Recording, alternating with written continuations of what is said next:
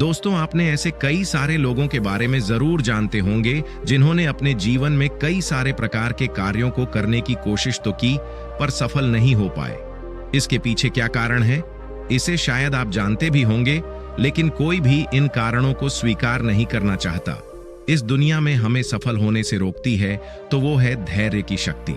आज की इस वीडियो में हम भगवान गौतम बुद्ध की इस कहानी को सुनाएंगे, जिसे सुनकर आप अपने जीवन में सफलता के नियमों का पालन करके सफल हो सकते हैं। गौतम बुद्ध के समय की बात है। श्रावस्ती के पास एक छोटा सा गांव था, जहां एक निर्धन किसान रमेश अपनी पत्नी और पुत्री के साथ रहता था। उसकी पुत्री का नाम धार्या था। धार्या बचपन से ही बुद्धिमान और धैर्यवान थी। गांव के लोग उसकी सहनशीलता और धैर्य की प्रशंसा करते थे।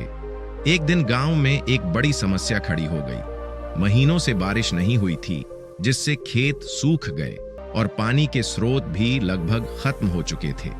किसान परेशान थे और राजा से मदद की गुहार लगा रहे थे। गांव के लोग बुद्ध को आमंत्रित करने का विचार करने लगे, क्योंकि उन्हें विश्वास था कि उनकी कृपा से वर्षा हो सकती है।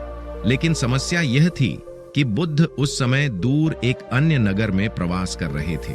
वहां तक पहुंचने के लिए घने जंगलों और खतरनाक रास्तों से गुजरना पड़ता था। गांव के प्रमुख ने सभी युवाओं से पूछा कि कौन बुद्ध को आमंत्रित करने जाएगा, परंतु कोई भी आगे नहीं आया, क्योंकि रास्ता कठिन था और जंगली जानवरों का खतरा भी था। तभी धार्या ने कहा, मैं जाऊंगी। यदि मेरा धैर्य और शांति मेरे साथ है तो मैं हर कठिनाई को पार कर लूंगी। गांव के बुजुर्गों ने उसे सावधान किया, लेकिन वह अपने संकल्प पर अडिग रही। उसने अपने मन को शांत रखा और अकेले यात्रा पर निकल पड़ी। रास्ते में उसे अनेक कठिनाइयों का सामना करना पड़ा। एक दिन जब वह एक गहरे जंगल से गुजर रही थी तो उसे भूख और प्यास ने घेर लिया।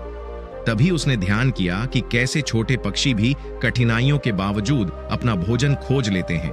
उसने भी धैर्य रखा और पास के झरने तक पहुंची, जहां उसने जल ग्रहण किया। रास्ते में उसे एक क्रोधित हाथी मिला।